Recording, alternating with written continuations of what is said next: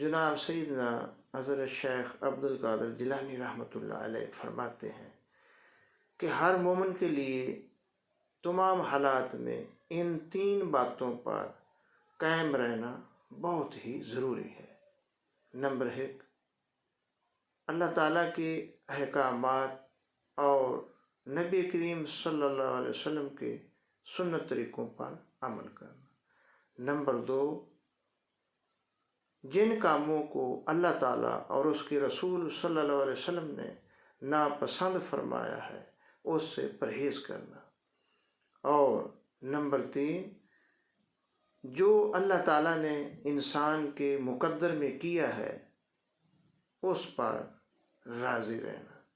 تو ہر مسلمان کے لیے یہ ضروری ہے کہ وہ اپنے نفس کو ان 3 باتوں کا پابند بنائے اور اپنے نفس کو ان 3 باتوں کی تلقین کرتا رہے، اور اللہ تعالیٰ سے یہ دعا بھی کرتا رہے کہ اے اللہ اپنے فضل و کرم سے مجھے ان پر عمل کرنے کی توفیق عطا فرما، کیونکہ کوئی کام بھی اللہ کے فضل کے بغیر نہیں ہوتا۔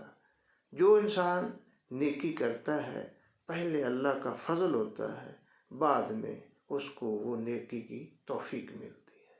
اگر کوئی برا کام کرتا ہے تو وہ شیطان کی طرف سے ہوتا ہے، اس سے پناہ مانگنی چاہیے۔ دعا ہے اللہ پاک ہمیں ان باتوں پر عمل کرنے کی توفیق عطا فرمائے۔